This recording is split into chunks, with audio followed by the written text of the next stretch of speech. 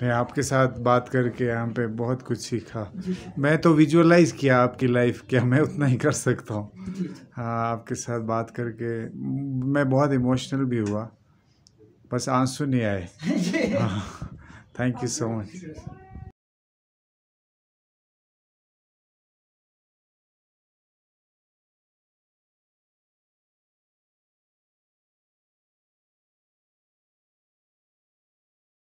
उनको यही तरीका देख के मैं बहुत खुश होते हैं, क्योंकि आप किताब पढ़ते हैं इतना लोग, ये तो थ्योरी है, किसी ने लिखा सच है कि नहीं है कुछ पता नहीं है। अभी आप यहाँ देख के जा रहे हैं, ये सब कुछ सच है, आपको किताब में दिल में वो बिल्कुल परमानेंट छपे रहेंगे। तो आप ही जैसे लोग उसमें बहुत पसंद करते हैं कि आराम से देख कर जाते हैं, है ना सर। तो दूसरा मैं लोगों को ये भी कहते हैं कि सुनना है देखना है तो गरीबों को देखो, क्योंकि गरीब जड़ है, अमीर ऊपर वाला पत्ता है। गरीब से अमीर चले जाते हैं तो लोग अमीर के पीछे पड़ता है, गरीबी से ही जाके अमीर बनता है। तो मैं कहते हैं कि यहाँ के लोग अमीर है गरीब है तो उन चीज़ों को देखो। तो दूसरा सर, अभी आपने कैमरा भी रखा तो हम शायद आप लोग इस चीज़ को ज़्यादा पसंद करते हैं कि 1971 से पहले ये जगह पाकिस्तान में था।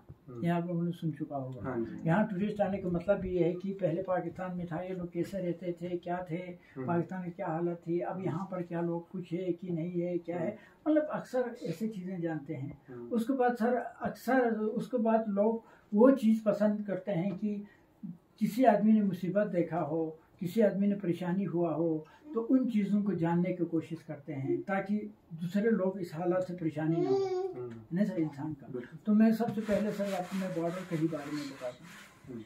ये जगह पहले पाकिस्तान में थे, 1947 से पहले आप लोगों ने देख चुका है, सुन चुका है।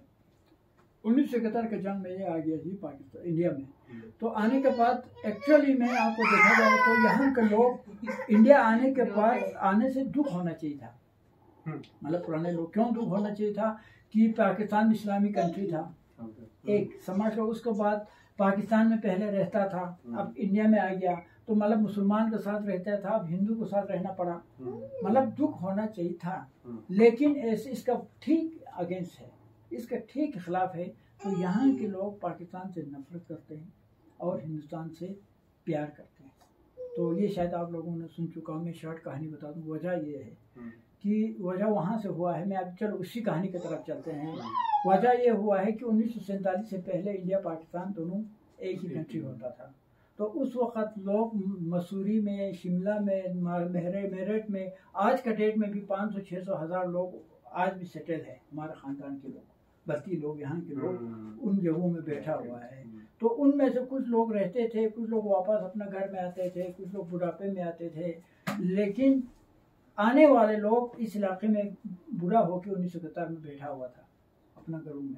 तो इंडिया आने लगा, पाकिस्तान भागने लगा। तो चुलुंगा गाँव सर आपको मैं बता दूं, A to Z गाँव छोड़कर पाकिस्तान की तरफ चला गया है। अगर आप यहाँ से वापस जाओगे तो चुलुंगा गाँव आप जरूर देखिए, क्योंकि चुलुंगा गाँव एक ऐसा गाँव है कि वो गाँव 71 के जंग में बिल्कुल खाली होकर पाकिस्तानी फौज चुलुंगा हाँ, तो बिल्कुल खाली होकर पाकिस्तान चला गया। उसको वजह यह था कि पाकिस्तानी फौज ने कहा हिंदू आएंगे, सिख आएंगे, तुम्हें खाएंगे, मारेंगे, पीटेंगे, डराया तो डर के मारे निकल गया था। लेकिन टैक्सी टूट से एक आदमी भी नहीं भागा है, सब इस गांव में रहने लगा। उसका मेन रीजन ये था कि मैं हर की मीडिया को हो, हर किसी को मैं कहते हैं कि मैं हिंदुस्तान के हिंदुओं को सलाम करते हैं। वो क्यों करते हैं कि हिंदुस्तान के हिंदू कुल भी देखा जाए तो अमन पसंद है, प्यार मोहब्बत पसंद है, क्योंकि इसका 2-3 हमें निशाना मिल जाते हैं। आप कहेंगे कि मैं बहुत सच्चा आदमी हूँ, मैं बहुत ईमानदार हूँ, तो बोलने से नहीं बनेगा ना। आपको कोई ईमानदारी सच्चाई सामने हो, आपने किसी जगह में किया हो, तब लोग मानेगा। तो इसी तरह हिंदुस्तान के हिंदू का सच्चाई में कहते हैं कि उस वक्त बल्कि लोग उधर रहता था, तू में आया हुआ था, बूढ़ा था, अवरेज था। जब सुना हिंदुस्तान आ रहा है, पाकिस्तान जा रहा है, तो मतलब यहाँ के लोगों ने उनको समझाया हिंदू लोग इतना ईमानदार होता है, इतना सच्चा होता है। हम इनके घर में 20 साल बैठा हूँ, 10 साल बैठा हूँ, ये लोग रहमदिल होता है, अच्छा होता है। तब उनके कहने पे यहाँ का लोग इस गांव में रहने लगा। कहाँ 1947 से पहले जो अच्छा था वहाँ अच्छा किया, उसका रिजल्ट आपको 1971 में मिल गया, नहीं मिला सर। तो इस तरीके से हम कहते हैं। उसके बाद जैसे 125 करोड़ का कंट्री आज इतना प्यार मोहब्बत अमन से हमारा देश चल रहा है। तो जो मेजोरिटी में है उसी का मेहरबानी होता है, नहीं होता। जो मेजोरिटी में है उसी ने जो अच्छा काम किया तो बाकी छोटों मोटों को वही काम करना पड़ता है, तो इसलिए हम सलाम कहते हैं। तो उसके बाद आपका समझ रहा पाकिस्तानी सरकार की। मेरे मम्मी पापा दोनों पाकिस्तान में है, आज के दूर नहीं है, इसी गांव में, सामने वाले गांव में है, और मेरे साथ भाई पाकिस्तान में है। लेकिन जो बुरा चीज़ को मैं बुरा ही कहूँगा, 1971 में उनको भगा के लेके गया, वो अच्छा काम नहीं किया। आज हजारों लोग, बेचारे लोग 1971 से लेकर आज तक बेचारे लोग आज भी रो रहा है, आज भी बेघर बन के बैठा हुआ है, आज भी चीख रहा है कि मेरे बेटा वहाँ पर है। जैसे मेरे मम्मी पापा की बात है, मेरे मम्मी पापा दो छोटा बच्चा 5 साल में छोड़कर, यहाँ से 5 और 3 साल में छोड़कर पाकिस्तान चला गया, तो उनका दिल में कितना दुख दर्द होगा। और हम दोनों भाइयों को यहाँ पर मम्मी पापा से बिछड़ कर और सामने से देखते रहना और मिलना नहीं, कितना दुख की बात है। ये पैदा किसने किया? पाकिस्तान ने ही किया है। अभी मैं आपको बता दूं, फिर उसके बाद 1971 की जो जंग हुआ है, जंग होने के बाद आगे इस गांव में पहुंचा कौन? इस गांव में इंडियन आर्मी। इस गांव में पहुंचने से पहले क्या हुआ था, मेरे दादा उस वक़्त मसूरी में कहीं 8-9 साल काम किया था। उस वक़्त हिंदुस्तान के साथ, फिर हिंदुस्तान करने के बाद उनको मालूम था कि हिंदू सच्चे दिल का होता है, हिंदू ईमानदार होता है, हिंदू मतलब किसी के साथ ज्यादती नहीं करता है। तो मेरे दादा ने, मैं और मेरे छोटा भाई को बोला, हम हिंदू को स्वागत करेंगे, हम बैठेंगे, क्योंकि मेरी जवानी हिंदू के साथ बीता है, हमें कोई टेंशन नहीं है, हम बैठेंगे। तो मेरे दादा 80-90 साल की उम्र में वो यहाँ से नहीं भागा, बैठा मैं बैठूंगा। तो मेरे दादा यहाँ बैठा तो मेरे पापा को यहाँ बैठना पड़ा, फिर मेरे पापा यहाँ बैठा तो गाँव का एक लोग बैठा, औरतें पूरा पाकिस्तान चला गया, मतलब उधर चला गया। इतने में इंडियन आर्मी यहाँ पहुँच गया। पहुँचने के बाद इंडियन आर्मी ने क्या नज़ारा देखा, न औरत है न बच्चा है, खाली लोग एक बैठा है, कितना दुख की बात है। तो फिर उसको मैं कर्नल उदय सिंह साहब कहते हैं, और कर्नल रिंचन साहब का क़यादत में, नहीं मेजर रिंचन साहब का क़यादत में, उन्होंने हाई कमान को चिट्ठी लिखा, कहा कि इस गाँव को किसी तरीके से, वो बेचारा बिछड़े हुए लोगों को अपना गाँव में वापस लाना पड़ेंगे, क्योंकि मैं बीबी के लोसी तो बर्दाश्त कोई नहीं कर सकता है, बीवी रह गया पाकिस्तानी बन गया, मैं बन गया हिंदुस्तानी। तो फिर क्या हुआ सर, फिर यहाँ से कर्नल रिंचन साहब ने और इंडियन आर्मी ने, इंडियन सरकार ने पाकिस्तान के साथ बातचीत किया। बातचीत करने के बाद फिर यहाँ से 2 आदमी भेजा लेने के लिए, उनको मेरे पापा को भेज दिया यहाँ से लेने के लिए भेजा। तो पाकिस्तान ने वहाँ से वापस नहीं भेजा, मेरे पापा को जेल में डाल दिया। कितना मतलब, फिर उसमें भी आपको बोलने की ज़रूरत पड़ता है, यहाँ से भेजने वाला हिंदू था या बुद्धिस्ट था, मुसलमान तो नहीं था। जो बिछड़े हुए लोग मुसलमान था। अगर पाकिस्तान में इंसानियत होता तो उस वक्त हाँ क्या अच्छा स्टेप उठाया, चला जाओ आप अपने घर में, वापस भेजना चाहिए था। इसका बजाय जिस आदमी को लाने के लिए भेजा उसको भी जेल डाल दिया। तो मैं और मेरे छोटा भाई को यतीम बना दिया। और क्या नाम, मेरे दादा को ऐसे एक उस 80-90 साल की उम्र में ऐसा मुसीबत डाल दिया कि अब उनको कौन संभालना था, कौन करना था। वो हालत किसने पैदा किया? पाकिस्तान ने किया, नहीं किया। अब मुझे बोलने की ज़रूरत नहीं है। वो करने के बाद अब यहाँ पर हमारा परवरिश का मसला हो गया।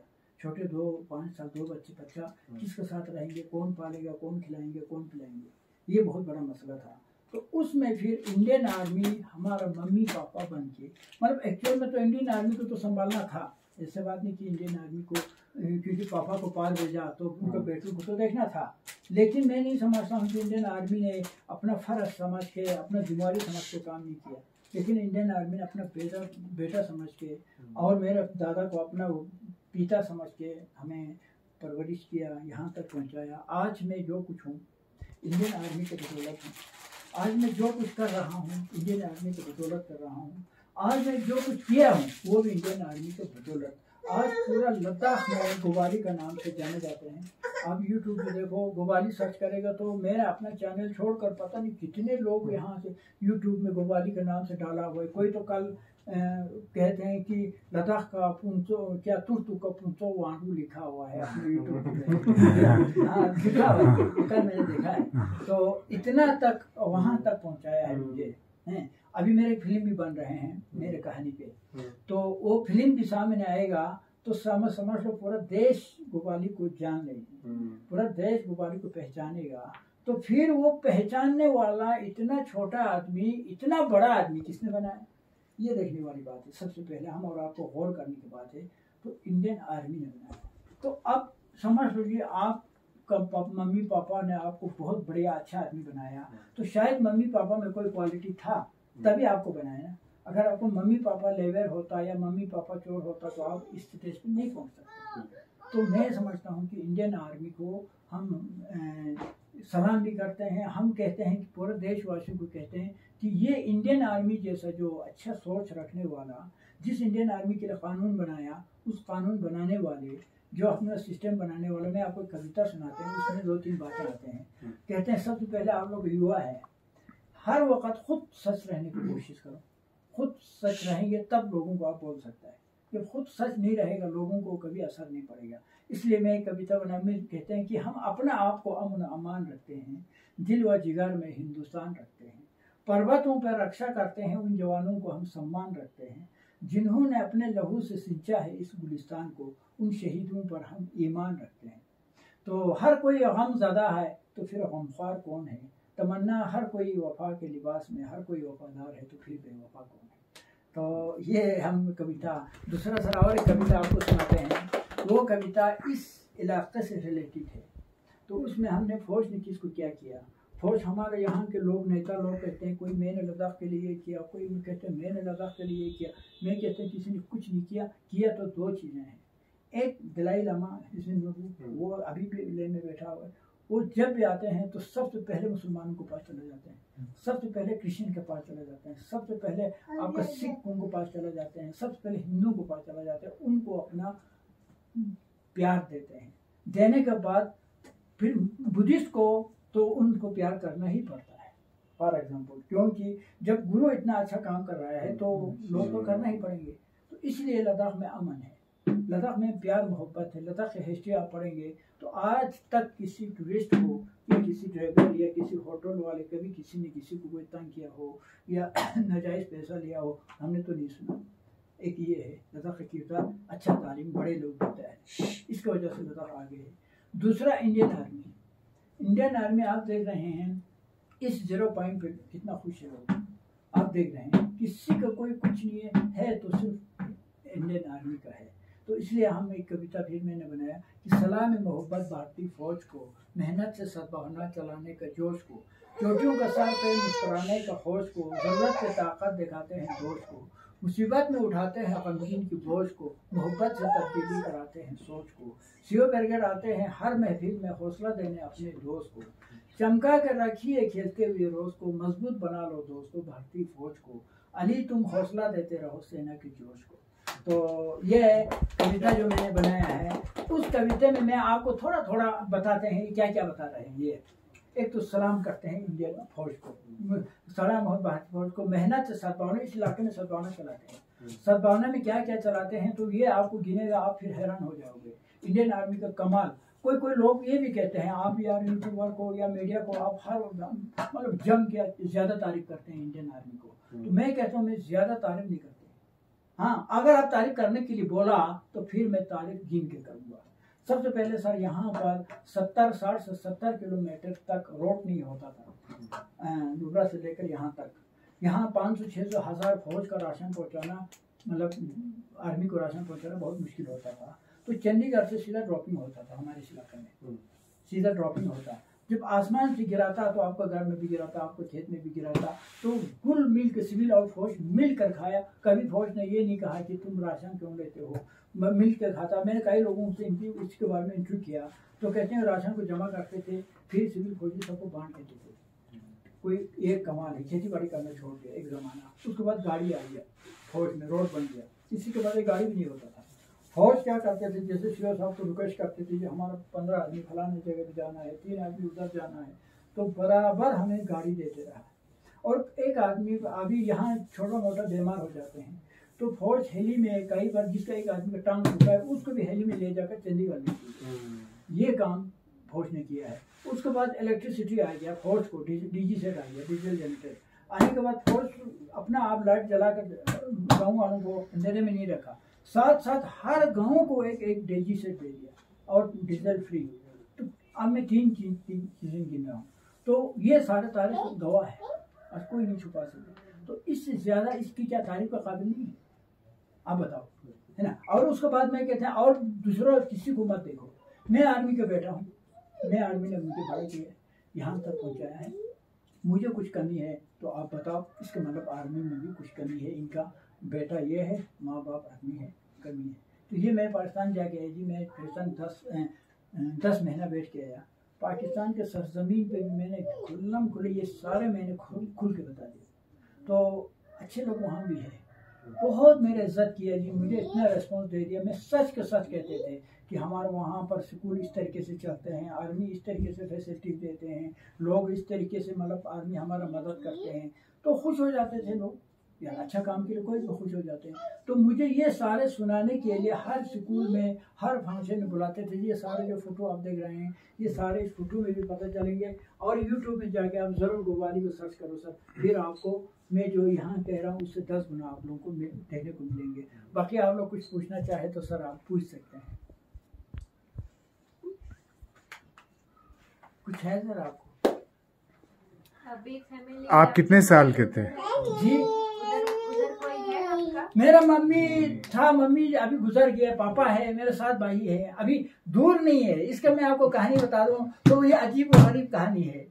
जब मैं छोटा था, मुझे तो याद नहीं था कि अभी कुछ दिन पहले एक सर्विसमैन जो कि 1971 में जो फौज में रहता था, जिसको रिजविन नामी एक आदमी था, वो ऑर्डिनरी कैप्टन रिटायर होकर कल परसों अभी कुछ दिन पहले यहाँ पर अपने बाल बच्चे लेकर घूमने के लिए आया था। वो आने के बाद उन्होंने मेरे कहानी सुनाया, आपको हम बचपन में खिलाते थे, पिलाते थे, ये करते थे, वो करते, वो कहानियां मुझे सुनाया। तो फिर मैंने कहा कि जी आप ये कहानी जरा वीडियो पर बता देंगे। तो उसने, मैंने वीडियो बनाई, यूट्यूब में डाल रखा था। तो उसने एक कहानी नया सुनाया। तो उसने कहा देखो, आप लोग छोटा 5 साल 2 साल के थे, आप हमारे कैंप में रहते थे, हम आपको खिलाते थे, पिलाते थे। फिर उसके बाद आपका दादा कहते थे, हमें तंग करता था, यार सर जी थोड़ा सा इनके बच्चों को अपने मम्मी पापा को जरा दिखाओ, हैं। तो हम आप लोग दोनों को मम्मी पापा को दिखाने के लिए ले जाता था उस किनारे में। लेने के बाद हम क्या करते थे, आप लोग दोनों को लाल कपड़ा पहनते थे, और उसके बाद फिर हम थोड़ा सा धुआं जलाते थे, आग लगाते थे, धुआं निकलता, तो वहां से मम्मी पापा हो, वहां से लोग देखते थे, हेलो हे करते थे। करने के बाद फिर हम उन बच्चे दोनों को दौड़ाते घुमाते थे। तो वो खुद कहते हैं, मुझे तो ऐसे याद नहीं जा सकते थे जी, कहाँ जाना तो नहीं है ना, तो वो परमिशन नहीं देते? नहीं जी, यही तो हम कहते हैं ना, नहीं जी, यही तो मैं कहते हैं ना। जैसे देखो आप कश्मीर में 7 जगह में रास्ता खुला हुआ है आने जाने के लिए, हमारे यहाँ पर एक जगह में भी नहीं है। तो बस मैं कहते हैं ना, कानून, ये ताकत, ये पुलिस, ये फौज, ये सब कुछ सिर्फ गरीबों के ऊपर पावर चलाने के लिए होता है, लेकिन अमीरों के ऊपर कोई पावर नहीं चला सकते हैं। कि अमीर पाकिस्तान जाना चाहता है तो कोई नहीं, बस वो मेरे पासपोर्ट बना के कल दे देना, तो कोई आदमी सर आपको पासपोर्ट आपके घर में लाएगा। दूसरे दिन बोलेंगे ओए मेरे वीजा लाना, तो एक आदमी लाएंगे, सर जी आपको वीजा, बस सीधा भाइया जाना है, रोड जाना है, जाएंगे, मिलेंगे, आएंगे। हम जैसे कहाँ जी, ऐसा नहीं है ना। तो वो भी सर, जो मुझे एक पासपोर्ट मिला था 2014 में, बड़ा मुश्किल से 2 साल के लिए, वो भी एक एसपी साहब था, विवेक गुप्ता कहते थे, उनको मैंने सारे कहानियां बयान किया कि मेरे को जिंदगी में मेरे मम्मी पापा जिंदा होते हुए मुझे देखना चाहता है ना। मरने, एक मर गया, मतलब मम्मी मर गया, तो फिर पापा का पास जाने के मुझे कोई खुशी नहीं। क्या खुशी लेके जाएंगे या दुखी लेके जाएंगे, है ना जी। इसलिए मेरा तमन्ना है कि मम्मी पापा दोनों जिंदा हो, मैं एक बार मिलना चाहता हूँ। तो उन्होंने तत्काल में मुझे सिर्फ 2 साल के लिए पासपोर्ट बना के दे दिया। उसी पासपोर्ट पर मैं जाके 10 महीना बैठ के आया मम्मी पापा के पास। तो इसी तरह इस गाँव का ये हालत है। अभी जैसे मैं कभी शादी ब्याह करते हैं, तो कभी हमारा हो या वहाँ का हो, तो वो डेट देते हैं, फलाना 25 तारीख को शादी होगी, तो हम यहाँ से देखते हैं, उधर जाके वहाँ शादी ब्याह जो समझ लो यहाँ के लिए मना रहे हैं। यहाँ पर मेरे बेटा का जो शादी हुआ था, हमने भी वो दूर वहाँ उस गोरन में ले जाके शादी रचाया। तो वहाँ से इतना पता नहीं कितने लोग फ्लैग लेके, तो वहाँ सफ़ेद फ्लैग हिलाते हुए रहा। तो यहाँ हमारा सीओ साहब चीफ गेस्ट था, सब उठ के वहाँ देखते रहते थे। यहाँ कोई होता ही नहीं था दिन भर कि वहाँ से यहाँ देखना, यहाँ से वहाँ देखना। बहुत दुखित बॉर्डर है ये बॉर्डर जो है ना जी। और उसके बाद मैंने आपको नहीं कहा कि मैं बीवी का बॉर्डर है। आज जब मैं पाकिस्तान गया तो मैंने उन जो यहाँ से बिछड़े हुए औरतों के पास गया, 80 90 60 साल के लोग अभी हुआ है। तो वो मैं कहता था कि आप अपना गाँव में क्यों इस तरह क्यों बैठे हैं, आगे पीछे आपको रोजगार के लिए जाना था। तो वो क्या कहते हैं, बेटा हम तो किताब में मर चुका है, हमारा कोई ज़िंदगी नहीं है, कि हम हस्बैंड से बिछड़ गया, घर से बिछड़ गया, क्षेत्र से बिछड़ गया, अब हमारे लिए क्या बचा है? कुछ नहीं बचा है। सिर्फ एक चीज़ बचा है कि बस अपना गाँव को देखते रहने से हमें सुकून मिलता है। अपना हस्बैंड उधर है, बस कभी खेत में आता है हस्बैंड, तो बस उसी को देखते रहते हैं तो हमें सुकून मिलता है। बेटा हम तो मर चुके हैं, बस मरेंगे तो इसी शमशान घाट के अंदर जाएंगे, अगर जिंदा रहा तो अपना गाँव को, अपने खेत को देखते रहेंगे। बस ये है कि 50 साल से इनका अभी भी ख़त्म नहीं हुआ, इनका रोना धोना। तो बहुत दुखित बॉर्डर है, बहुत ही दुखित बॉर्डर, क्या कहेंगे, ये हालत है हमारा। ये आगे सर आपका। तो जब मेरा मम्मी पापा जब पाकिस्तान में जब मिलने के बाद मेरे मम्मी को जब रात 10-11 बजे जब थोड़ा फ्री होता था तो मुझे पूछता था, बेटा हमने तो आपको छोड़कर आ गया, तो आपको इंडियन आर्मी ने पाला, कैसे खिलाते थे, पता नहीं अजीब अजीब से बातें पूछता था।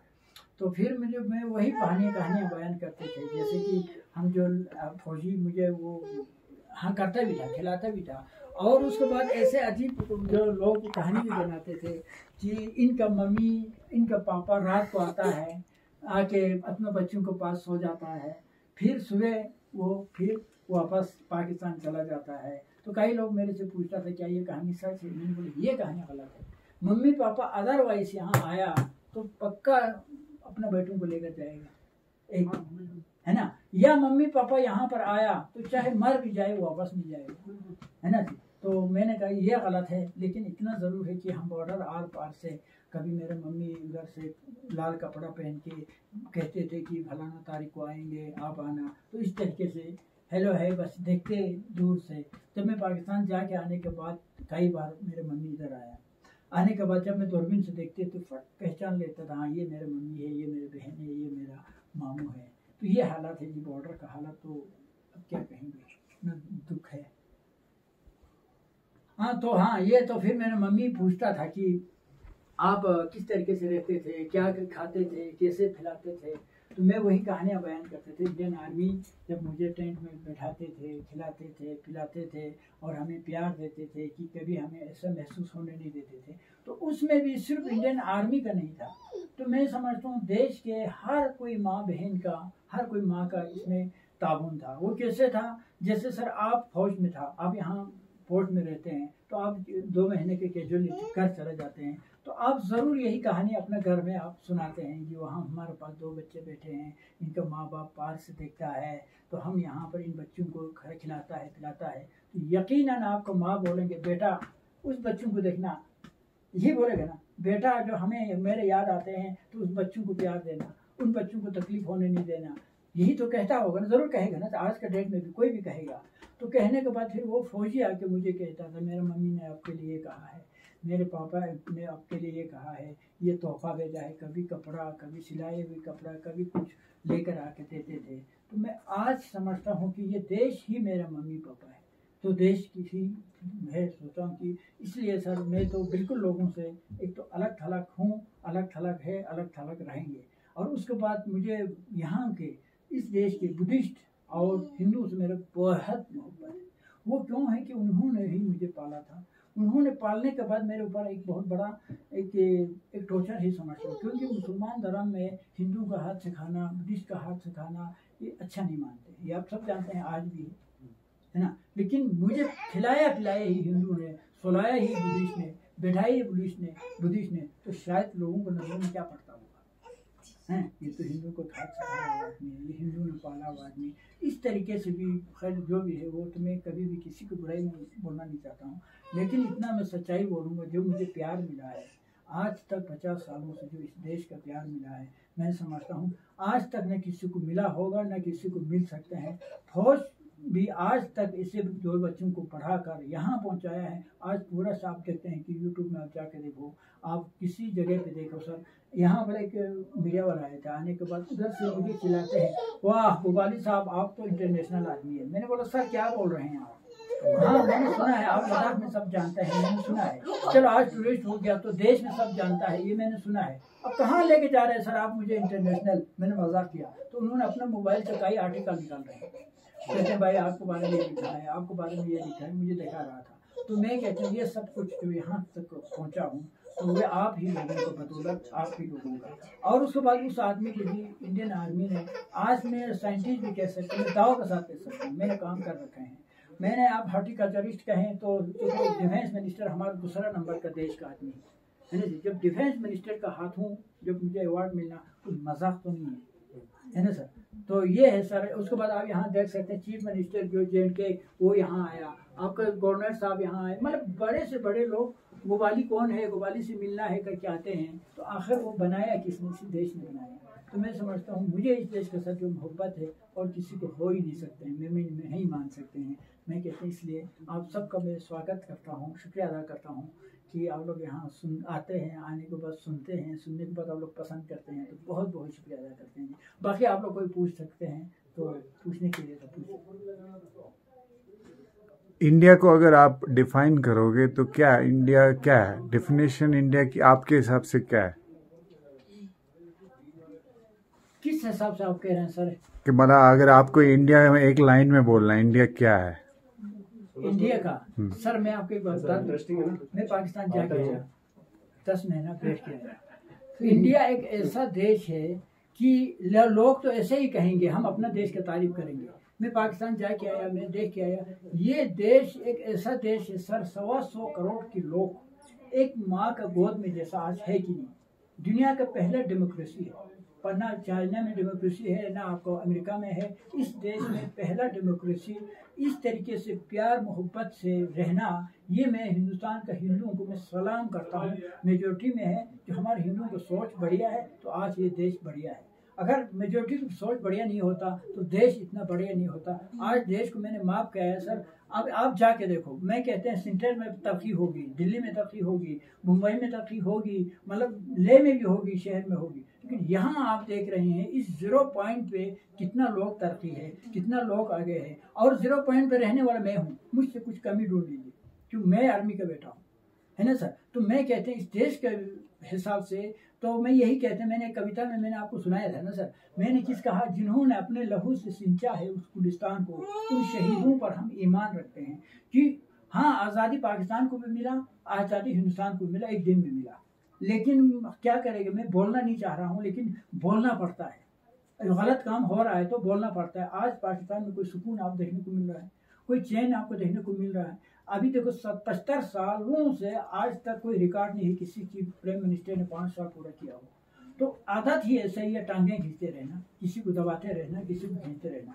मेरे देश का आदत ये है कि हर किसी को हौसला देना, हर किसी को मदद करना, प्यार से रहना, ये मेरे देश का आदत है। तो मैं समझता हूँ कि मैं इस अनमोल देश को, है ना सर, हम और आपको, सिर्फ मोदी जी और राजनाथ सिंह जी का जिम्मेवारी नहीं है, हम और आपका भी जिम्मेवारी है। इसलिए मैंने शुरू में कहा ना, हम अपना आपको अमन अमान रखते हैं। पहले खुद सही रहो, खुद देश के वफादार बन जाओ। लेकिन ये नहीं कि हमारा मीडिया देश के वफादार के नाम पर खामखा पाकिस्तान को गाली देते हैं। पाकिस्तान के मीडिया खामखा हमारा देश को, उससे देश का मोहब्बत नहीं बढ़ेगा। छत के ऊपर तिरंगा लगाने से मोहब्बत नहीं बढ़ेंगे कि देश में जहाँ पर गलती होता है तो उसको पर्दाफाश करो, है ना। जहाँ पर सच्चाई होता है, मेहनत करते हैं तो उनका हौसला अफजाओ। ये हमारा देश में चल रहा है। मैं सोचता हूँ सिर्फ मोदी जी का देश नहीं है, ये सिर्फ मेरे देश में हम सब मिलकर करना है। बारिश का एक बूंद गिरता है, ओहो बारिश आ रहा है, दूसरा गिरता है, तीसरा, चौथा, फिर एक बहुत बड़ा बाढ़ बन जाते हैं। तो हम सोचते हैं कि इस हिंदुस्तान को प्लीज मेहरबानी करके हर देशवासी को कहते हैं,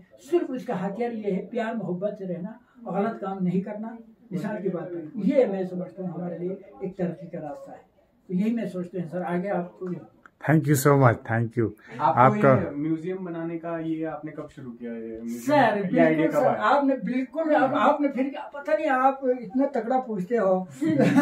तो इसमें एक सर बहुत ही बड़ा एक कारण है। तो मैंने आपको शुरू में मैंने इशारों में आपको बता दिया कि जब मम्मी पापा से बिछड़ने के बाद इंसान को ऊपर क्या जाते थे पहुँच सकते हैं। क्या मम्मी पापा का ही घर है या नहीं, मैं जो आगे है, अच्छा जी आगे है। तो क्या होता था सर, मेरे ऊपर मुझे थप्पड़ भी लगा था, मुझे पिटाई भी होता था, मुझे ऊपर ज्यादती भी रखा था। मेरा नाम एक बार किसी जमाने में अली टशी रखा था मेरा नाम, यानी बुद्धिस्ट है, बुद्धिस्ट ने खिलाया पिलाया, हिंदू ने खिलाया पिलाया, उस तरीके का एक लोकल गांव के लोग थोड़ा आपके आगे जी जी जी ये रिएक्शन होता था। मैं कहूँगा नहीं, आपको फिर ही पता चलेंगे। तो उसमें ज्यादती होते हैं तो इंडियन आर्मी तुर्तु में रहता था, सीओ साहब आपका तुर्तु में रहता था, यहाँ नहीं रहता था उसमें। तो उन्होंने देख लिया इस बेचारे को लोग बिला वजह थप्पड़ मार रहे हैं, इस बेचारे को लोग बिला वजह तंग कर रहे हैं, तो अली के लिए यार कोई हथियार हम क्या दे सकते हैं? एक हथियार है, इसको कुश्ती सिखाओ, इसको बॉक्सिंग सिखाओ, इसको कराटा सिखाओ। तो इसी थंग पोस्ट का अंदर सर पूरा बटालियन का ट्रेनिंग सेंटर इस गांव में लाया, सिर्फ मुझे बॉक्सिंग सिखाने के लिए, अच्छा। कुश्ती सिखाने के लिए। ओके। तब से सर मेरे ऊपर मार पीट पड़ना बंद हो गया, क्योंकि उसका अफवाह आया एक कराटा वाला 10 आदमी को मार देता है, एक बॉक्सिंग वाला 20 आदमी को मार सकता है। तब से डर के मारे मेरे ऊपर थप्पड़ ज्यादती नहीं हुआ। तो आपने सीख भी लिया अच्छे से? जी आपने सीखा? हाँ, मैं चलता हुआ है तो देखो ना, अब मेरे नाक कितना तोड़ फोड़ के मार दिया। तो सर इस तरीके से इंडियन आर्मी ने जो मेरे साथ किया, तो मैं अभी आपको बात के ऊपर आ रहा हूँ। तो जब इंसान को दुख हो जाते हैं, इंसान को काश मेरा मम्मी होता तो मुझे ये परेशानी नहीं उठाना पड़ता, काश मेरे पापा होता, तो ये तो सोचेगा ही सोचेगा, है ना। ये सोचने के बाद मेरा गुस्सा कहाँ आता था, निकालता था, मैं किससे बात करता था? मैं इन्हीं टूटे फूटी चीजों से बात करता था। ओह, इसमें मेरे मम्मी ने खाया होगा, इसमें मेरे पापा ने यूज किया होगा, यही चीजों के ऊपर में बैठकर उनसे बात करते थे। उन्हीं चीजों से हम अपना दुख दर्द निकालते थे। ये सब आपने रखा जी। तो नहीं तो ऐसा चीजें हर किसी के घर में होना चाहिए, क्योंकि हर कोई यही चीजें इस्तेमाल करता था। बाकी सब ने तोड़ फोड़ कर फेंक दिया, खत्म कर दिया। मैंने पहले पुराना घर में कलेक्ट करते रहा, हर शाम को हर सुबह इनको हाथ लगाते थे, इनको मुंह लगाते थे कि ये मेरे मम्मी ने मुंह लगाया होगा। इस तरीके का एक अजीब सा एक फील होता था। होने के बाद फिर उम्र बढ़ते गया, तो फिर मैंने सोचा यार कभी मेरा मम्मी पापा आया तो मैं इसको एक शीशे में डालकर पैक रखते हैं, उनको हम दिखाते हैं आपका बर्तन ये है, आपका ये फलाना ये है। तो उस मन से मैंने इनको कलेक्ट करके रखा। तो आज आप लोग हर कोई आके म्यूजियम का नाम लेते हैं, म्यूजियम कहते हैं, और आने के बाद आप लोग खुश भी होके जाते हैं। तो मैं समझता हूँ ये इसमें कोई आत्मा है ना सर, इसमें कुछ है, तभी नहीं तो है क्या? ये म्यूजियम थोड़ा है, म्यूजियम नहीं है, ये तो यादें हैं, है ना, यादें हैं। तो इस यादें के ऊपर आप लोगों का भी दिल लग जाते हैं। और एक यूट्यूबर जो मैं कल डाउनलोड करके लाया सर, वो कहते हैं कि गोवाली का थंग में जाओ, शायद आप लोगों ने सुना होगा, गोवाली के पास एक म्यूजियम है, कमरे में है, लेकिन 2007 से आज तक का पूरा रिकॉर्ड कंटिन्यू मिलता है। आप लोग देखो, इतना जम के तारीफ करते हैं, तो मैं शुक्र करता हूँ कि ये इनका मोहब्बत है, आप लोगों को मोहब्बत है, ये समझते हैं। तो सर अपने आप स्टोरी बोलता हुआ ऐसे, मतलब जी, आप हाँ। देखें तो अभी पहले जो समझ में नहीं आप, ये तो रियल लाइफ है, आपकी जिंदगी है, आपकी जी, ये आपकी जिंदगी है पूरी। जी सर, मेरी जिंदगी। तो आपका जो असली घर था वो यहीं आसपास? थोड़ा आगे है सर, थोड़ा आगे। जी सर। हिंदुस्तान में है ना? जी इंडिया हाँ, में ही है ना? नहीं, यहीं पे है ना सर, सामने। ये 100 गज दूरी पे है जी। तो हॉर्टिकल्चर ये सब उगाना, ये सब आर्मी ने सिखाया या आपको खुद शौक सर आया? देखिए, ऐसे ही है सर। मैं आप लोगों को, बिलखुसूस नौजवानों को, आप लोगों को भी मेरे तरफ से एक रिक्वेस्ट करते हैं कि इंसान का जब आपको मन सही रहते हैं, है ना सर, आपका सोच सही रहते हैं, तो आप हर वक्त दूसरों के लिए सोचता है ना सर। आप सोचें कि मैंने यही सोचा यार, देखो हमारा लद्दाख में हॉर्टिकल्चर में फ्रूट कौन कौन सा फ्रूट आता है, हम ट्राई कर लूँ। तो मैंने ट्राई किया, तो कम से कम अब 70 से 80 वैरायटी के फ्रूट्स यहाँ पर मैंने सक्सेसफुल किया। मैंने क्या सोचा, मैं लद्दाख के लिए सोचूं, क्योंकि मन मेरा सही था। नहीं तो कोई एक आदमी ने मुझे कहा है कि यार आप इतना बेवकूफ है। तो मैंने बोला भाई क्या बेवकूफ है, आपने सारे पेड़ पौधे बाउंड्री पे लगाया है। जब बाउंड्री पे लगाएगा तो लोग आपको खाने को देगा, नहीं देगा ना। आप जिस रास्ते से चल रहा है तो आप खाएंगे, आप खाएंगे, आप खाएंगे। उस आदमी को तंग हुआ है कि आपने बाउंड्री पे लगाया, आपको एक फूल भी खाने नहीं दूंगा। लेकिन मेरे पहले सोच समझ के लगा, लोगों के लिए मैं मर जाएंगे तो मेरे बेटा गार्डन का अंदर तो तिनका भी खाने नहीं देगा किसी को। अब वो बॉर्डर में लगा है तो हर कोई खाएगा। मेरे मकसद ये है, मैं शुरू में ही सोचा कि लोग कहते हैं कि गोवाली मैं करता भी हूँ, जो मुझे देते मैं हर किसी को देता हूँ, हर किसी को। मैंने कहा था कि अभी कल की बात है, एक बेटी था, 15-20 साल की लड़की था। तो इधर से बोलते हैं कि अंकल जी मुझे एप्पल चाहिए। मैं उधर से कि मैं एप्पल देने लगा, नहीं मुझे ये एप्पल चाहिए। मैंने दे दिया। उसके बाद बोला मुझे ये एप्पल चाहिए, मैंने 2-3 एप्पल ले लिया। उसको मुझे अंगूर चाहिए, मेरी बेटी अभी पका नहीं है। तो देने के बाद उसने इतना गुच्छा बना के लेके गया। जाने के बाद हमारे यहाँ के लोग कहते आपने ये सब फ्री में दे दिया, ये तो फ्री में दे दिया, आपने इतना ये किया, आपने फ्री में पैसा नहीं दिया। मैंने बोला उसने बहुत पैसा दे दिया मुझे, अंकल कहा, इससे ज्यादा मुझे पैसे की जरूरत नहीं। इतना मेरे ऊपर जो भरोसा किया, क्या बोला, अंकल जी मुझे चाहिए, अंकल जी जो बेटा अपना माँ बाप का पीछे जो दौड़ता है तो मुझे वो चाहिए, मुझे बाकी ये पैसा धन दौलत ये किसी चीज़ की ज़रूरत नहीं है। तो यही सर मेरा सोच है। तो हाँ अभी क्या कुछ बात जो चल रहा था वो भूल गया अभी। गाँव का बोल रहे थे ना? जी गाँव का किसके लिए? ये आप घर पे रहते हैं ऐसे। म्यूजियम से शुरू हुई थी बात कि जी आपने जी, ये स्टार्ट मैं किया। मतलब कहानी कुछ ऐसा ही है। अभी जब मैं पुराने घर की जो बात हुआ था तो पुराना घर में एक बार क्या हुआ जी, जब मेरा पापा का फर्स्ट बार कैसेट आया, आने के बाद तो कहा कि बेटा आप बड़ा हो के फोटो पहुंच गया मेरे पास, ऑडियो पहुंच गया, तो मैं कभी नहीं मानते हैं। जिस दिन मैं आ रहा था पाकिस्तान जा रहा था, उस रात को जब हम उस कमरे में जब जहाँ सोया था तो वहाँ सोए बैठा तो दोनों बेटा हमें कहता था पापा कभी मेरे साथ सो जाओ, एक बेटा कहता था मेरे साथ सो जाओ, क्योंकि दादी और मम्मी पहले जा चुका है, अब सिर्फ पापा का सहारा हम दोनों छोटे छोटे बच्चे बैठा हुआ है। तो रात भर दोनों बेटा तंग करते थे, हर रात को तंग करते थे कि पापा मेरे साथ सो जाओ, तो दूसरा मेरे साथ सो जाओ। तो फिर मैं रात को ऐसे सोते थे, दोनों के ऊपर ऐसे हाथ रखते थे, कहते थे बेटा मैं तुम्हारे साथ हूँ, दूसरा हाथ से बेटा मैं तुम्हारे साथ हूँ। इसी तरीके से हमने आप दोनों को सुला के हम यहाँ आए थे। तो आज मेरा बेटा बड़ा होके यहाँ पहुँचा है, मेरे दिल कभी नहीं मानते हैं कि आज भी मैं सोचता हूँ कि मेरे दोनों बेटा वहीं पे सोया हुआ होगा। तो वो जगह जो जहाँ पर है तो वहाँ जाने से मुझे बहुत वो हो जाते हैं, और उस बॉर्डर पर मैं कभी जा नहीं पाते हैं, क्योंकि जहाँ जा कर भी उस बॉर्डर का जो मैंने नज़ारा देखा है। एक बार जब मैं पाकिस्तान पहुँचा तो एक आदमी आपको मतलब काफ़ी आवाज़ एक आदमी सर वहाँ पहुँचने के बाद मुझे देखते ही गले लगा कर खूब रोने लगा। तो लोग हैरान हो गए, यार ये आदमी पहला बार इसको देखा है, ये क्यों रोते हैं। तो बाद में उससे कहानी पूछा तो कहते हैं कि मुझे वो दिन याद आया, एक दिन इनका पापा मेरे पोस्ट पे आया, मैं फौज में था, तो उसने मुझे बोला यार थोड़ा दूरबीन दे दो, तो उसने दूरबीन दे दिया, मैंने उनको दूरबीन दे दिया। देने के बाद वो दूरबीन में यूँ देखा तो उसको अपना दोनों बच्चों को देखा, वहाँ पर ना जूता था ना पायजामा था, मतलब किस हालात में जो था, तो उस हालात में उसको अपना दोनों बेटों को देखा तो उनका पापा वहाँ रो रो कर वहाँ बेहोश हुआ था। लेकिन आज उसका बेटा बड़ा होके यहाँ पहुँचा तो मुझे वो दिन याद आया, इसलिए मैं रोया हूँ। तो ऐसे बहुत अनगिनत जो कहानी है दुखित का, तो ये तो सर एक किताब, वैसे तो मैं लिख भी रहा हूँ, तो किसी दिन एक किताब आपको सामने आएगा तब आप समझ सकते हैं कि बस हम इतना कहेंगे कि इस देश को हमारा अनमोल देश समझ लो, है ना जी। इस देश ने मुझे यहाँ तक पहुँचाया, मैं इसी देश का हर वक्त मैं शुक्रगुजार हूँ कि इस देश ने यहाँ तक पहुँचाया। और 5 साल से हर किसी को भी मजाक भी करते हैं, जो फौजी अफसर आते हैं या कोई आते हैं, तो आप तो 18 साल से फौज में भर्ती हुआ था, मैं तो 5 साल से नमिक है ना सर। एक आपको अगर देश छोड़ने के लिए कहा तो आपको कोई कहेंगे मम्मी पापा छोड़ेगा या देश छोड़ेगा, टार्च मिलेंगे तो जरूर कहेंगे मैं मम्मी पापा कभी नहीं छोड़ सकता, मैं देश छोड़ के चला जाऊँगा, यही बोलेगा। लेकिन मेरा मम्मी पापा ही ये देश बना है, मेरे देश के लिए मेरी जान हाजिर है, लेकिन मैं देश के साथ सौदा करने के लिए तैयार नहीं।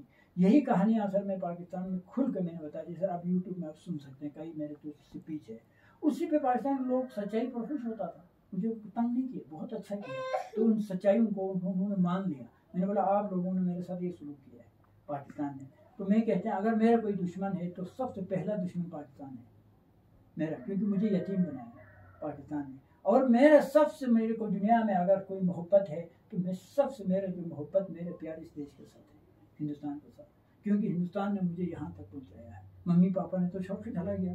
तो ये है सर मेरी कहानी है। तो आगे आप जो पूछता है तो पूछ सकते हैं। आप कितने साल के थे जब आप ये हुआ? मैं 5 साल की हूँ।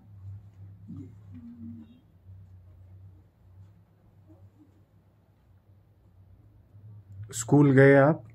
सर स्कूल एक दिन भी नसीब में नहीं हुआ सर। तो इसके बारे में फिर आप एक बात पूछते हैं तो मुझे 20 बात बोलना पड़ता है। तो मैं आपको बता दूं, जब मैं पाकिस्तान पहुंचा तो पाकिस्तान का ऐसा ही मुझ पर बहुत बड़ा शक करने लगा, बोला ये आदमी अनपढ़ बताते हैं, स्कूल एक दिन नहीं गया कहते हैं, लेकिन ये बहुत डेंजर आदमी, ये इंडिया का जासूस हो सकता है। तो ये खबर सुनकर मेरा मम्मी पापा सब चिंतित हो गया, ऐसे कि नज़र पड़ा। तो मुझे भी मेरे भाई ने बोला इस तरीके से ऐसा ही आपका पीछे पड़ा हुआ है, हो सकता है आपको जल्दी जाना पड़े। तो मैंने कहा कोई टेंशन की बात नहीं है, आप उस ISI के साहब के पास मिलेंगे जरूर। मैं गया ISI के साहब के पास, जाने के बाद फिर मैंने 1971 की वही कहानी सुनाई। आप लोगों ने इस तरीके से, उस वक्त की फौज ने मेरे पापा को वापस नहीं भेजा, तो इंडियन आर्मी ने मुझे पाला पोसा बड़ा किया। तो कश्मीर से लेकर कन्याकुमारी तक का फौज हमारे गाँव में आता है, हमारे घर में आता है। तो मुझे हर जबान जानते हैं, मुझे हर उड़ना बोलना जानते हैं। तो ये सारे बदौलत इंडियन आर्मी का है। लेकिन मैं स्कूल एक दिन भी नहीं गया हूँ। तो मतलब जो भी आपने सीखा है आपने बिना स्कूल गए जी सीखा? बिल्कुल नहीं, स्कूल कभी स्कूल था ही नहीं सर। उस वक्त 85 में स्कूल खोला है, उससे पहले तो यहाँ स्कूल होता नहीं था। 85 में मैं काफ़ी बड़ा हुआ था सर जी। लेकिन आज मैं हिंदी सबसे टॉप में हिंदी। और आप बोल रहे हो कि आप किताब लिख रहे हो, आप स्कूल नहीं गए फिर भी आपने सीखा है? सर बिल्कुल सर, मैं अभी आप मेरे सामने है ना सर। आप क्या मैट्रिक क्या बड़े बड़े पढ़े लिखा मेरे सामने आ जाते हैं, तो मैं जब प्रैक्टिकली और थ्योरी पे कंपटीशन करते हैं तो मैं कहता हूँ आप थ्योरी है, मैं प्रैक्टिकली है ना सर। और मेरा जो घर में जितना बना है सर, मैं अभी आप पूछते हैं तो मैंने आपको शुरू में कहा मुझे एक साइंटिस्ट कहेगा, मैं दावा के साथ में खुद कहता हूँ मैं एक साइंटिस्ट हूँ। तो वजह मैं आपको 3 चीजें बताता हूँ सर, क्योंकि बाकी चीजें बताने का अभी मेरा एक्सपेरिमेंट चल रहा है, वो बताने का कुछ फायदा नहीं है। सबसे पहले सर मैं गेट से शुरू करती हूँ। वो गेट मैंने रिमोट कंट्रोल पे चलने वाले गेट बनाया। रिमोट कंट्रोल पे कैसे चलेंगे भाई जी, आप लोगों को कहूंगा कि आप लोग जाकर है ना सर 5 मिनट में अपना घर को रिमोट कंट्रोल गेट आप बना सकते हैं, इतना आसानी तरीके से। वो मैंने क्या लाया कि उसमें गाड़ी का सेंटर लॉक आता है। आप सब जानते हैं कि गाड़ी का सेंटर लॉक जब आप रिमोट दबाते हैं तो ये ऊपर आ जाता है, आपका लॉक खुल जाते हैं। तो जब आपको गाड़ी बंद करना है तो आप गाड़ी में बैठे बैठे इसको नीचे करते हैं तो लॉक हो जाते हैं, यही है ना। तो अब उसके साथ मैंने क्या जोड़ा, वेपर मशीन। जो बारिश आते हैं तो वेपर मशीन आते हैं, जैसे आप ऐसे घुमाते हैं ऑन करते हैं तो वो ऐसे करता है। उसमें 3 फेज में आता है, एक तो तेज करता है, एक मीडियम साइज, एक आराम से घूमता है ना। तो उसी को इसके साथ जोड़ा मैंने कनेक्शन को, कोई मैंने बड़ा काम नहीं किया है। एक 2 वेपर मशीन आया, एक गेट का इस साइड में रखा, एक गेट की इस साइड में मैंने पिक करने के बाद उसका जो रॉड है वो गेट के साथ जोड़ा, अभी ऊपर जोड़ा हुआ है। जोड़ने के बाद जैसे कि आपने अब इसको कनेक्शन देना है, जैसे कि आपने कनेक्शन कैसे दे दिया, आप गाड़ी में बैठे बैठे आपने रिमोट को दबा दिया, ये टच हो गया, बस ये टच हो गया तो आपको पेपर मशीन ने काम किया, दरवाजा खोल दिया, खोलेगा, इसमें कोई दो राय नहीं है। खोलने के बाद आपका गाड़ी अंदर आया, आने के बाद फिर आप गाड़ी में बैठे बैठे आपने इसको दबा दिया, ये कनेक्शन आउट हो गया, यहाँ जुड़ गया, फिर आपको दरवाजा बंद हो जाएंगे। आप बताओ इसमें मेरे समझ में नहीं आएगा, है कुछ काम नहीं है ना सर। दूसरा सर लद्दाख आपने देखा सर, मैंने एक स्ट्रक्चर नीचे बना रखा है। तो लद्दाख एक ऐसा जगह है जहाँ पर सर बड़ा गांव है, तुर्क बड़ा गांव है, दरिया नाले से कितना पानी आ रहा है, बहुत पानी आ रहा है ना सर। उस पर कहीं बिजली चल सकती है, यही बिजली भी आज तुर्क का है, तो बिजली आता है। उसके बाद छोटे छोटे गाँव आते हैं, जैसे थंग छोटा गाँव है, तो वहाँ पर लोग कम बैठे हैं, पानी जितना है उतना ही लोग बैठे हैं। तुर्क में पानी ज्यादा है, सैराब ज्यादा है, लोग बहुत बैठे हैं। तो मैं उस हिसाब से जितना खेत को हरियाली कर सकता है उस पानी से, उतने लोगों को भी बिजली भी दे सकता है। उस हिसाब से मैंने रिसर्च किया, करने के बाद ही मैंने अपना नीचे मैंने एक पावर हाउस बना रखा है कि मैं कहता हूँ लद्दाख के हर गांव अपना बिजली खुद दे सकते हैं। बड़ा गांव को बड़ा बिजली पावर हाउस बन सकते हैं, छोटा गांव को छोटा पावर हाउस बन सकते हैं। उस हिसाब से मैंने एक पावर हाउस बना के बिल्कुल पूरा जनता को, गाँव को पूरा हमें कई साल लाइट दे रखा है, दिया है। दूसरा सर, अब तीसरा बात सर, लद्दाख एक ऐसा जगह है कि लद्दाख के अभी आपको मतलब हिस्ट्री पूरा जानना चाहे तो लद्दाख सर अभी आप लोग तो गाँव ही देख रहे हैं, लेकिन इतना बड़ा पानी आते हैं, वो नाला आपने किसी ने नहीं देखा। असल में उस गाँव को बसाने के लिए असल में दाल रोटी देने वाली चीज वो नाला है। नाला है, मैं ऑब्जर्व किया है ना सर। उस नाले में क्या है सर, मैं आपको उस नाले में क्या होता है, अभी आज का डेट में लोग क्या करते हैं सर, ऊपर बर्फ गिरता है पहाड़ों में, उस बर्फ को पिघल कर नीचे पानी बन के आता है। आने के बाद उस नीचे जहाँ पानी आते हैं पूरा हरियाली घास होता है, लकड़ियाँ होता है, जंगल होता है। तो उन जंगलों में गर्मियों में जाके लोग वहाँ पर रहता है, गाय बकरी ले जाकर वहाँ मक्खन इकट्ठे करते हैं, लस्सी इकट्ठे करते हैं, और उसके बाद घास इकट्ठे करते हैं, लकड़ियाँ इकट्ठे करते हैं। और भी डॉक्टर कि लद्दाख का लोकल अमची बहुत मशहूर होते हैं, वो हर कोई लोगों का दवाई उसी जड़ी बूटियों से देते हैं, जड़ी बूटी आते हैं। और गर्मियों में सर भेड़ बकरियों का बाल काट कर जमा करते हैं, और इस तरीके से सर्दियों का पूरा स्टॉकिंग आपको नालों से करता है। करने के बाद फिर आप जब सर्दी आ जाते हैं तो उन्हीं चीज़ों से सर्दी निकाल देते हैं लद्दाख के लोग अक्सर में। तो उसमें क्या है सर, ये निकाल देते हैं। तो अभी बात कहाँ पर किया था, हाँ ये किस चीज़ के बाद आया था सर, हाँ बुखारी का। तो पुराने ज़माने के लोग वो घर छत छोटा बनाते हैं, बनाने के बाद उसी का अंदर गाय के लिए भी जगह बनाते हैं, बकरी के लिए भी जगह बनाते हैं, लोगों के लिए भी, मतलब इसी दायरे के अंदर बनाते हैं, छत छोटा लगा के छोटा सा, ताकि वहाँ आग लगाते हैं तो उनको धुआं से बकरी भी गर्म हो, गाय भी गर्म हो। और उसके बाद जब रात को लाइट, जब आपको आग लगाना बंद करते हैं तो गाय बकरियों के हीट से घर गर्म रहे। तो ऐसा एक सिस्टम बनता था। तो आजकल के लोगों ने वो सिस्टम को छोड़ दिया, अब चिमनी लगा दिया, लगा के इधर बुखारी में लकड़ी जलाते हैं तो उस चिमनी के थ्रू हीट को पूरा आसमान में चला जाते हैं। तो उसको मिसाल में इस तरीके से लेते हैं, जैसे आपका गाड़ी इंजन जब स्टार्ट करते हैं तो आपका गाड़ी के जहाँ धुआं निकलता है वहाँ आप हाथ ही नहीं लगा सकते, इतना तेज जो हीट आता है, नहीं आते जी, इंजन के ऊपर थोड़ा सा हीट रहता है। तो इसी तरह मैंने सोचा कि ये बुखारी इंजन है, लेकिन इसका असली हीट 80% हवा में जा रहा है, किसी के काम में नहीं आ रहा है।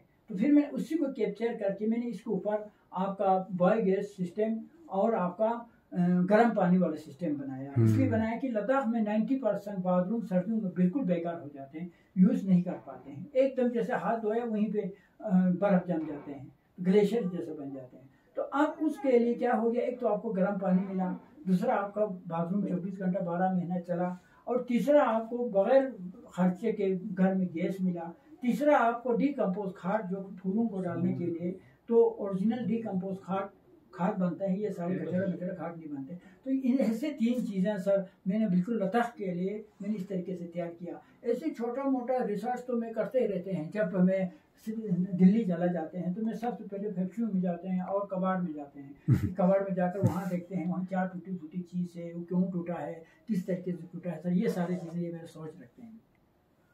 नहीं, आप तो सचमुच में मैं तो बोलता हूँ आप सबसे बड़े साइंटिस्ट हैं जो स्कूल भी नहीं गए और इतना कुछ आपने किया।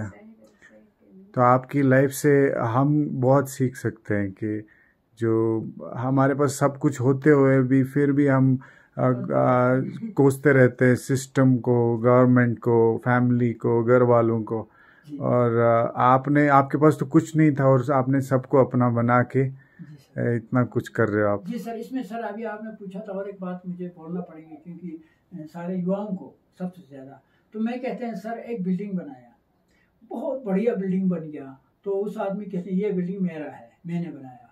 मैं उससे पूछता हूँ तुमने कहाँ बनाया यार, वो तो मिस्त्री ने बनाया है ना सर, तुम्हारा क्या कमाल है, वो मिस्त्री का कमाल है, मिस्त्री ने खूबसूरत बनाया, मिस्त्री ने बनाया, नहीं बनाया सर, उसी ने तो नहीं बनाया ना, कमाल उसका है, उस जो मिस्त्री ने बनाया उसका कमाल है। तो इसी तरीके से मैं कहते हैं सर अब उसके बाद मिस्त्री कौन है, मैं लोगों को इस तरीके से समझाते हैं, मिस्त्री वो लोग है सबसे तगड़ा आदमी साइंटिस्ट बन जाते हैं, वो कुछ दुनिया के लिए सोचता है, उसके बाद फिर IAS बन जाते हैं, फिर डॉक्टर, फिर इंजीनियर, बनते बनते सब तो जान देता है। इसलिए माँ बाप को आपका साथ मोहब्बत होना तय है। आपको माँ बाप कभी आप भूखा रहना पसंद नहीं करेगा, खुद भूखा रहेगा आपको देगा, खुद फटे हुए कपड़े में बैठेगा आपको अच्छा कपड़ा पहनाएंगे, खुद अगर आपको किसी ने थप्पड़ मारा तो माँ बाप जाके उस आदमी को 10 थप्पड़ मार के आएंगे। तो इससे क्या होगा, आपका जिंदगी आगे सुधारने का मौका नहीं मिलेंगे, आपको धक्का भी खाना होगा, आपको थप्पड़ भी मखरना होगा, आप भूखा भी रहना होगा, आप क्योंकि वो कब उम्र तक 18 साल तक, 18 साल तक जो आपने सीखा है वही आपका जिंदगी में चलेंगे। आप 20-25 साल के बाद सर आपने चोर सीखा, डाकू सीखा, आपने दुनिया की शरारत आपका पहले सीखा है, बाद में आप IAS भी बन जाएगा ना, फिर उसी में जाएंगे, नौकरी छोड़ के आपको जेल जाना पड़ेगा, चाहे आप कुछ भी बनो, बाद में बना हुआ चीज़ डुप्लीकेट है। बचपन में 15 से 18 साल का बीच में जो बना है वही आपका ज़िंदगी में चलेगा। मैं प्यारे से बच्चों को इस तरीके से कहते हैं कि हर वक्त में कहते हैं। उसके बाद में ये भी कहते हैं, आप बच्चे को छोड़कर आप लोगों को भी कहते हैं, मैं कहते हैं इंसान से जानवर बहुत बड़ा समझदार है, इंसान बेवकूफ़ है, जानवर समझदार है। तो आप बोलेंगे वाह ये कैसा हो सकता है, इंसान तो अक्लमंद है, दुनिया में सबसे अक्लमंद इंसान है। तो चलो ठीक है, सबसे अक्लमंद इंसान है तो फिर मैं बता दूंगा कि एक वहाँ 10 बकरी बैठा होगा, घास खा रहा होगा आराम से, उधर से कुत्ता देखेगा तो सब भाग जाएगा, एक ही झटके में सब भाग जाएगा। क्यों भागते हैं ये, क्यों भागते हैं सर आप? खाएगा, हाँ खाएगा, इसी डर से अपना जान बचाने के लिए भाग जाते हैं। लेकिन इंसान को ये जानवर को पता था कि ये मुझे खाने वाला है, इसलिए भाग गया। इंसान को पता नहीं है कि आप बैठे बैठे आप मेरे चुगली करोगे, आप मेरे टांगें खींचेगा तो कल मैं भी आपका टांग खींचने वाला, ये आपको पता है? ये आपको मालूम है ना सर? मालूम है, बिल्कुल आपको मालूम है कि हाँ, मैं जैसे हम दोनों इतने प्यार से बैठे हैं, एकदम आके मैंने आपको एक थप्पड़ मारा तो आपने मुझे कस के 10 थप्पड़ मारने वाला है, ये मुझे पहले पता है। फिर भी मैं जाके आपको थप्पड़ मारता है, फिर खुद 10 थप्पड़ खाता है इंसान नहीं, सही बात है ना सर? बेवकूफ है ना इंसान। तो इसलिए मैं कहते हैं इंसान को अक्ल करने की जरूरत है, सोचने की जरूरत है। ऐसे सर मैं जब मैं किताब लिख रहा हूँ सर, उसमें भी ऐसे अजीब अजीब सा चीज़ें लिखते हैं और उसके बाद कहते हैं कि जैसे एक आदमी आईएएस बन जाते हैं, डॉक्टर बन जाते हैं। चलो आईएएस बनने के बाद उस आदमी ने जिसने थ्योरी किया तो उसको रात भर उसने मेहनत किया, एग्ज़ाम का दिन उसका वो नंबर में सेलेक्ट हो गया। दूसरा आदमी ने प्रैक्टिकली किया, वो मेहनत करते रहा लेकिन उसको नंबर नहीं ले पाया। सेलेक्ट कौन हो जाते हैं? वो थ्योरी वाला है ना सर। वो जो प्रैक्टिकली किया वो बेचारा 2 नंबर से पीछे हट जाते हैं। तो दूसरा दिन वो आईएएस बनने के बाद उस दोस्त को बात करना छोड़ देते हैं। लेकिन मेरा मानना है कि इससे पहले वो टैक्स नहीं खा रहा था हमारा, जो नौकरी लगने से पहले वो अपना बलबूते पे खा रहा था, नहीं खा रहा था तो खुद अब वो टैक्स, हमारे टैक्स से नौकरी अब शुरू हो गया, वो हमारा टैक्स खाना शुरू हो गया। तो फिर बड़ा कहाँ बना? पहले बड़ा था, अब तुम बने और नौकरी करके नौकर ही तो बना, नौकर ही बना। तो लेकिन हमारे यहाँ के लोग नखरा करते हैं। उसके बाद में कहते हैं कि नखरे का मैं आपको जवाब दिखाते हैं।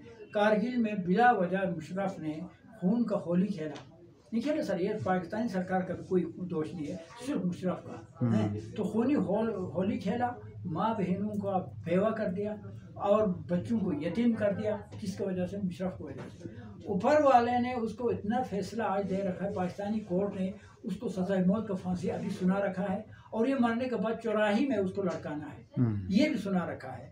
तो कितना बड़ा सज़ा मिलते हैं। तो मैं कहते हैं सर्विस वालों को, बड़े लोगों को मेहरबानी करके, आपका नौकरी आपका मेहमान है, कुछ दिन के लिए आपका साथ रहेगा, उसके बाद फिर आपका रियलिटी पे आएगा। तो उस मेहमान को घर में आने के बाद स्वागत करो। अपना नौकरी को बड़ा नहीं समझना, अपना पावर को बड़ा समझते हैं। तो हमारा देश में सर ये चीज़ें थोड़ा ज़्यादा है ना सर। मैं ऐसे देशवासियों को कहते हैं, नहीं तो अब यूरोप में देखो, मैंने सुना है कि पढ़ते हैं, कभी पढ़ता है तो सुना है कि यूरोप के लोग जितना बड़ा बन जाते हैं उतना अखलाक बढ़ जाते हैं। साइकिल पे चलते हैं, उतना साइकिल पे चलते हैं। कहते हैं झाड़ू जितना बड़ा बनते हैं वो खुद झाड़ू मारते हैं। हमारे यहाँ पर एक आदमी के पीछे 10 लाख खर्चा करने के लिए डीसी के पीछे कितना खर्चा करते हैं? मिसाल की बात पर एक लोगों के पीछे कितना खर्चा करते हैं। उल्टा हमारा टैक्स खुद अपना तनख्वाह खाते हैं और इनके पीछे कितने लोग करते हैं। तो ये सिस्टम सर, मैं उन लोगों को कहते हैं सादगी हमारे काम पर आएंगे, बाकी कोई चीज़ काम नहीं आएंगी। बड़े लोगों ने कभी पैसा नहीं मांगा है ना सर। यही मेरा मैं आपके साथ बात करके यहाँ पे बहुत कुछ सीखा।